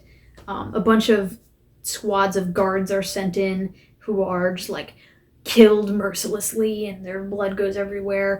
And, there's lots of guns, shooting, and it's kind of weird within the context of the rest of the series, because I think every other antagonist for the rest of the series is a person, like a person that talks and has wants and desires, and we have to grapple with, was this person correct to blah, blah, blah, blah. But in this one, it's more like this entire book was a short story plus 250 pages of exposition, which this book isn't bad. It's definitely the worst out of the entire series. Like, it's pretty much universally considered. There's one person I know who likes the first book, or who likes it more than any of the others. But it's just kind of interesting that our first bad guy is a plant. So Violet starts rampaging and killing a bunch of people, and so Otto calls Nigel at like 4:30 in the morning and says, "Hey, so your plant, it just committed murder. How do we kill it?" And Nigel is like, No, you can't kill her. She doesn't know what she's doing." And Otto is just like, "No, we're killing her." So it's funny that we parallel Hive Mind, who they're like, "Well, we can't kill him. He's a robot, and we care about robots." But then Violet, Otto has no moral quandary with just, "Nope, we have to kill it." So he comes up with a plan where they're going to basically blow something up at the base of her stem, and he delivers this package of basically a bomb. Around which time, Wing is stuck with Nero, who is basically watching over him and trying to keep him from escaping. And a big tendril of Violet's plantiness lashes out and tries to kill Wing. And Nero actually dives in front of this tendril to save Wing. Now, Nero, this man who has threatened to kill Wing multiple times in this book, takes the metaphorical bullet for a child.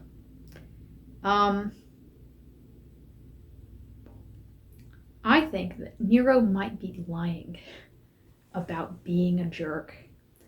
I think he is probably a big softie. Anyway, so I didn't talk about the plot necklace before, but I'm gonna have to talk about it now, I guess. So Wing turns Nero over to see if he's alive. And he's breathing, but he's like seriously injured. And he sees that he has a yin necklace. Oh shoot, I forgot which one is which. Anyway, so Wing has this necklace that is the white half of a yin-yang symbol that was given to him by his mother. And his mother always wore the black half, but it was missing from her body when they found her body after she was killed. So Wing is under the impression that whoever has the other half of that necklace must have killed his mother, or has a high possibility of having killed his mother. And so Wing, who is about to try to escape the hive, sees that Nero is wearing the other half of his mom's necklace. And he's like, oh my gosh, Nero killed my mom. Otto blows up Violet. Now, there's a humorous moment in here where Otto is running with Raven, the assassin lady, and she sort of disappears behind a wall of plants, and he thinks that she dies. And the first time I read this, when he was like, oh, Raven didn't make it, I was like, okay, that's weird. I guess she died. Did she die? But reading it the second time, it's actually pretty funny that he just thinks that because he couldn't see her, that she died. Because anyway. She shows up later and he's like, oh my god, you're alive. Yeah. But that's our first Raven death fake out. We'll be keeping count of those. So Raven saves Otto after he almost falls off of the tall thing. And then she goes over to check on Nero.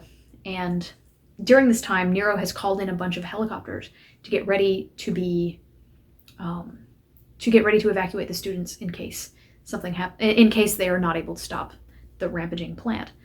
And so Otto tells Wing, hey, we actually have an opportunity to leave. Let's run away. And so Wing follows him, and there is actually a helicopter waiting for them that they can take. And Wing says, I can't go. I just found out that I think Dr. Nero murdered my mother. I have to stay here and find out whether he did. And so Otto gets mad, and he's like, fine then, I'm going to leave you here. I'm going to escape, and you're going to get stuck here. And Wing says, no, please stay here with me. I don't think that I can maintain my sanity if I don't have you. And I didn't analyze the two boys' friendship because this video is getting really, really long. But the friendship between these two is sort of the point of the first book. Don't worry, there will be plenty more to talk about. The friendship between these two is sort of the point of the first book, because Otto has an actual friend other than Laura, who he just thinks is pretty, for the first time. And Wing is genuinely a better person than him. And having Wing around is good for Otto. And Otto has never thought that a person is cool before, other than Wing, who is, good at martial arts and is willing to tell Otto when he's wrong. And so Otto ultimately decides to stay. Now, he still thinks that they're going to... Well, he says, we're still going to try to escape the hive, but let's try to find out... I guess I will stay here long enough for us to find out whether Nero killed her mom. And he thinks back, and he thinks, well, I did promise Laura and Shelby that I would get them off the island. I want to talk about this ending. For one, there's a lot of series that start out with somebody who's really cynical and a jerk, and then they slowly become a nice person and a good friend over the course of like a really, really long time. But the thing is, even though... And HIVE could have been that. HIVE could have been a series where we start out with a jerk, and then he's a jerk for the first 8 books out of 9, and then at the end he becomes nice. But for one, even though Otto decides to stay here for Wing and because of his friend, he doesn't just magically become nice. Spoilers for the rest of the books, Otto is still at least a little bit of a jerk, at least for the next book. I'm not going to spoil anything after that, but this decision doesn't magically turn him into a good person. It just means that he's putting somebody's needs before his own for the first time in his life. Second of all, Otto is a child. Otto is 13. If somebody's been alone for 40 years, then it's hard for them to change their ways. But there's plenty of stories about 13-year-olds who are loners who make their first friend when they're in middle or high school. It's entirely believable the first time he encounters people who treat him like an equal instead of like an outsider and enigma, he befriends them. Finally, previously when he was at the orphanage, he dealt with people through giving them things. He gave Penny a new TV, or he promised Penny a new TV if she got him the parts for the robot. He gave Mrs. McCready money for homeschooling, pretending to homeschool him. And now his friendships are a lot less transactional. Like, he's not just doing things for people so that they do things for him, but at the same time, we see that his love language, I guess you could say, is acts of service. He wants to do things for people because that's how he expresses affection. So then we get a little bit of a time skip. We get from Nero's perspective what he thinks of what happened. So apparently 11 guards died. A bunch of the guards asked for Nigel to be expelled, and Nero was like, no. So I guess, I don't know what the threshold is for how many people you have to kill at the Hive to be expelled, but it's more than 11. So he just sort of thinks back on everything that happened, and then he has a phone call with number 1. Now, we don't really know what number 1 is the leader of. We just know that he outranks Nero, and we find out here that he's the leader of something called GLOVE, which we don't know what GLOVE stands for yet, but know that it's another acronym. And HIVE is just one of the branches of GLOVE. We don't know what the other branches of GLOVE are about, but we know that HIVE is one of them. And I skipped this part earlier because jumping from perspective to perspective when I'm giving a summary is terrible. But number 1 is the person that sponsored Otto's scholarship to go to the Hive. And you are at this point supposed to be thinking that number 1 is Otto's dad. As soon as number one is introduced, you're supposed to be thinking like, well, I guess Otto is his son. No comment on where this is going, but that's the idea that you are expected to have at this point if you are just following along through this video series. Throughout my reread, I was surprised by how much I thought that Nero was a different character than I became used to after this book. He seemed like he was lying a lot, or he seemed like he was a lot shallower than I remember him being. But it turns out at the end that, Nero was just doing this to manipulate them. He's not quite the shallow person who only wants material things that he claims to be. And so we get this passage about Nero from number 1's perspective. It says, Nero was a ruthless and devious man, but he had weaknesses, his love for his school being primary amongst them. Those who knew his prior history would be astonished at the care with which Nero protected the Hive and its students. It was rather like one of those sickeningly saccharine news stories of some dangerous wild predator looking after a litter of orphaned kittens. Now, this shows a couple of things. One, whatever level of cynicism that Nero and Otto have for people in general, number 1 makes them look like, I don't know, Fred Rogers. Number 1 has a bleak view of other people, including Nero, who is one of the most powerful men on the planet. And second of all, this is the closing paragraph of the book. Given this protectiveness, he knew he had to proceed carefully. He was not sure if he could depend on Nero's loyalty if the man ever found out exactly what number 1 actually had in mind for the Malpence boy, Otto. He smiled again as he thought through what he had planned for the boy's future. One day Nero and the boy would discover exactly what this plan was. Indeed, it was essential that they did, and on that day, Otto Malpence would wish he'd never been born. I just remember my friends and I at this point reading this part and going, that's kind of weird. It's a weird thing for a guy to say about his son. And just proceeding as normal without completely ignoring that last paragraph. So That's book 1. I'm sorry that this was so long. I thought this was going to take way less time because I expected this to be the length of a regular episode of something else that I read 300 pages of. But I want to talk about a little bit about the writing in this book. For one, every scene progresses at least 3 things. That makes it really hard for me to summarize away things that are going to be important later. Like analyzing Laura's introduction. Like I can't skip that because we're in this series for the long haul. I'm going to be covering this for 9 weeks. If I don't explain what drives Laura, the rest of the series doesn't make sense. If I don't explain why Hive Mind wanted to escape, the rest of the series doesn't make sense. And that's really efficient storytelling. In the scene where Hive Mind and Laura are introduced with the quartermaster thing, where they're changing into their uniforms, at least 5 things I can think of off the top of my head are set up there.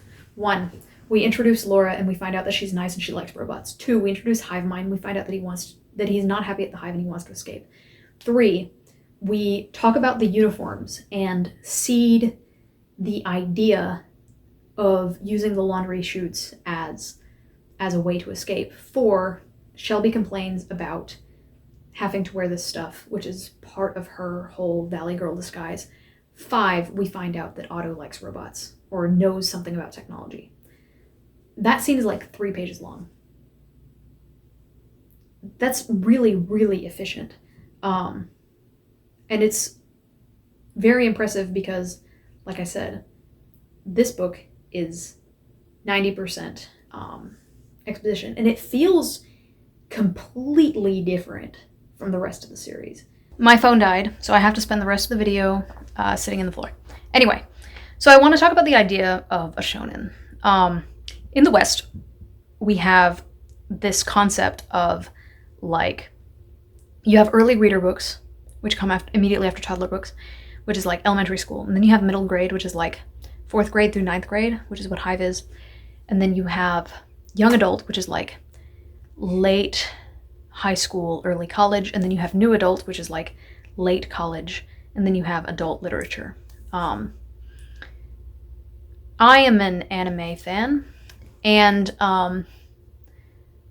anime has manga actually has this concept called shonen, which is things that are designed to appeal to men between the ages of like 12 and 40, which is the primary kind of anime that I consume. It's supposed to appeal to people of all ages. It's not that it's supposed to appeal to people of all ages, but it has themes that resonate with people of all ages, I guess. It usually has a blend of adult and child characters. It has themes that can be interpreted different ways, whether you're a child or you're an adult. And it usually, like middle grade, like I said, it usually doesn't have themes of sex and romance too much, although it's a little bit more than in middle grade literature in America or in the West. And the interesting thing about the HIVE series is that it transitions from a middle grade series at the beginning, and then at around, I would say probably book 3, by the time it gets to book 3, it feels very much like a shonen.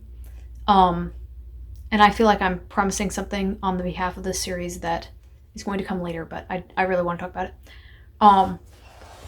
I recently, I would say probably 3 years ago, reread books 7 and 8 of HIVE. They are what I consider to be the 2 best books. The first book in the HIVE series is Mark Walden's first book, and you can really tell the improvement. But 7 and 8 are very good, but also they are emotionally complex. The plot is very complex. You are supposed to pay attention to a lot of different things. The themes work on several different levels. I found it interesting from a moral and technological perspective, but even if you are not somebody who is as into robotics as I am, you still don't have to necessarily grapple with those questions and still enjoy the series. It works whether you are a child or whether you are an adult. Then I reread the first book in the Hive series this week in preparation for this video, and I was struck by how middle grade it feels. The humor has always been very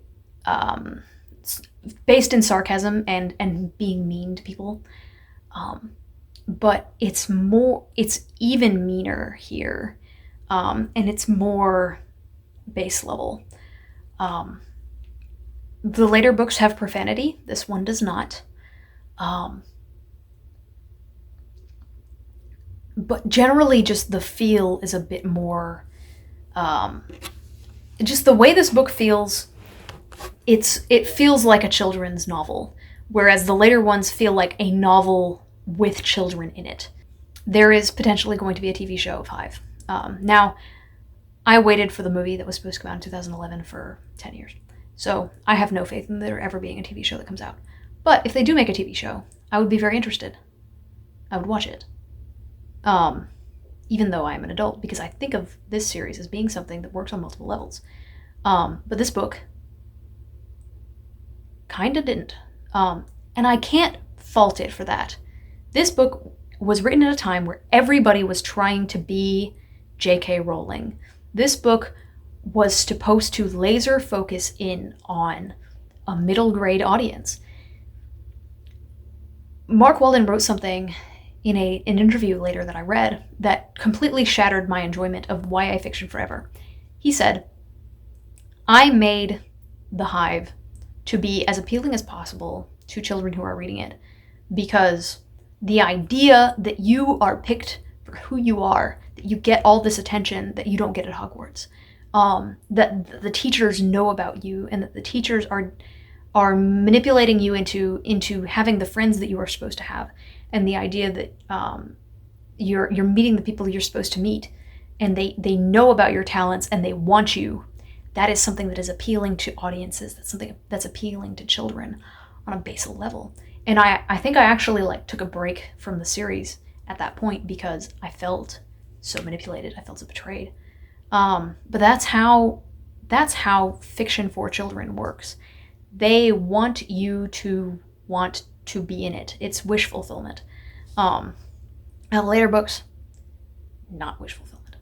But this one, very, very wish fulfillment. Also, this series is generally disrespected because people consider it to be a Harry Potter knockoff. This book feels very much like a Harry Potter knockoff. Entire characters are clearly supposed to be references to other characters. Like the Contessa is very McGonagall. She feels like a dark, evil McGonagall. I've seen comparisons that Laura is Hermione, but she's really not. They're just both girls that are smart. Even more baffling, there was the Wing is Ron. Literally zero possible comparisons there. But the reason everybody thinks this is because of Nigel. In case you haven't read Harry Potter, there's a character named Neville who everybody always talks about his parents, and he's bad at everything, but he's good with plants. And Nigel, I used to say, oh no, Nigel's not a Neville reference. He totally is. He's totally just supposed to be a Harry Potter joke. I mean, not just supposed to be. Nigel has an actual character, but he's clearly inspired by Neville. And a lot of the reviews all said Neville, I mean Nigel. And this caused the series to gain this reputation as being a cheap Harry Potter knockoff. When none of the other books in the series feel like a Harry Potter book at all. For one, the plant stuff is over now. There will be no more plants. But second of all, the series stops taking place at the school, basically. Not stopped taking place, but like they spend a lot more time away from the school. They spend a lot more time in the heads of the adults. The series gets a lot darker so that there's less wish fulfillment. The plot gets more important to the story and less slice of life like Harry Potter was. And so it's to the point where none of the other ones can really be compared to a Harry Potter story. But it's the thing that this always gets compared to. That and Artemis Fowl, which I haven't read Artemis Fowl, so I can't comment. Things that aged poorly. The Harry Potter references, for one, are bad. But two, the black boxes, which are the PDAs that the kids carry around, they just feel kind of weird in an age where everybody has phones. The kids don't think that the teachers could be listening in on them through the black boxes, which nobody would ever think that now. But the real thing that aged poorliest is poor Franz. Franz, I don't know how you pronounce that name, is the fat kid. And in later books, he has an actual character. But in book 1, he exists to be a fat joke. I literally do not, I actually don't think there is a middle school in the United States that would read this book, because Otto goes on and on and on about how he thinks that Franz is fat and how disgusting it is that Franz is fat. And I'm not the most PC person, but when I was a 13-year-old reading this, I thought this was hilarious.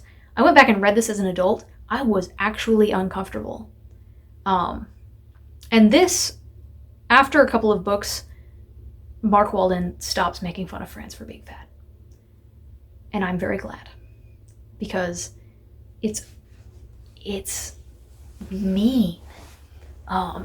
It's not funny.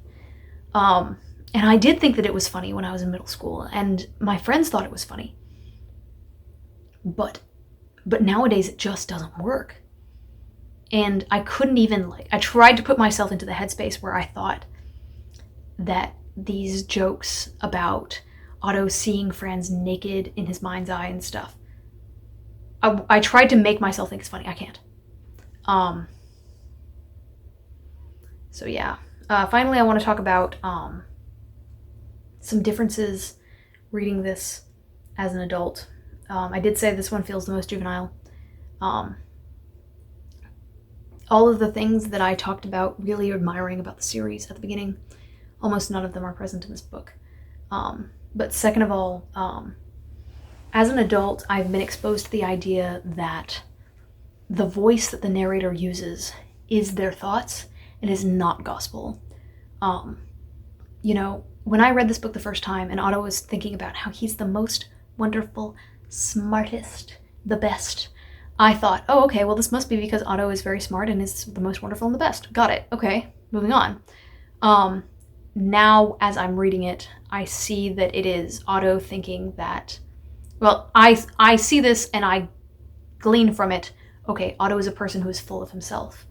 Otto is a person who is very confident. And so I saw like a lot of different tones as we cycled through a couple of narrators. Like Otto is judgy, Nero is cold and calculating, Raven only narrates like one page, but her narration seems surprisingly kind.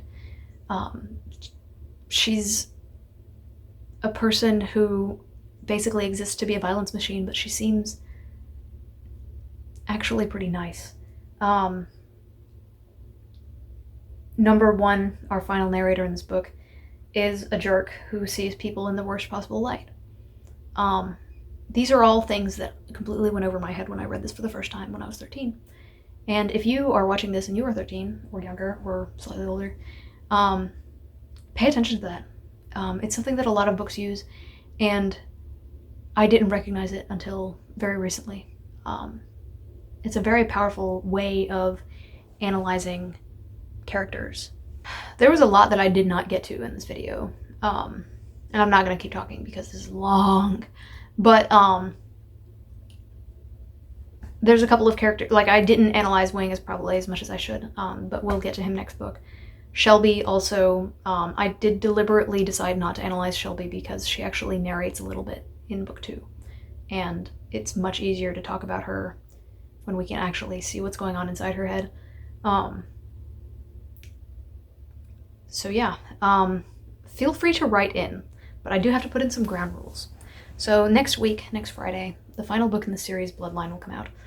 I will not be reading it until I finish my reread of the series because I want to not be confused. I want to be able to talk about the rest of the series without spoiling too much. Like, I definitely probably mentioned a few things in this episode that put too much emphasis on certain things if you don't know what's coming. But I don't intend to spoil anything for realsies. For that reason, I will not be reading Bloodline until after the 8th episode of this comes out. That means if you write in to me, if you comment below, do not mention anything that happens beyond the episode that you're currently on. Because that means, so if somebody watches this and they have only read the first book, they need to not see any spoilers for book 2 in the comments. At least not any explicit spoilers. So if you want to ask me about later books, email me. I will put my email address in the description. And when you email me, do not talk about Bloodline.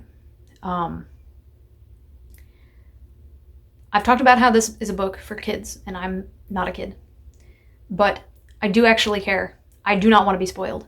I don't intend to read book 9 until I pass book 8, but if I find that people keep talking to me about it, I will just read it.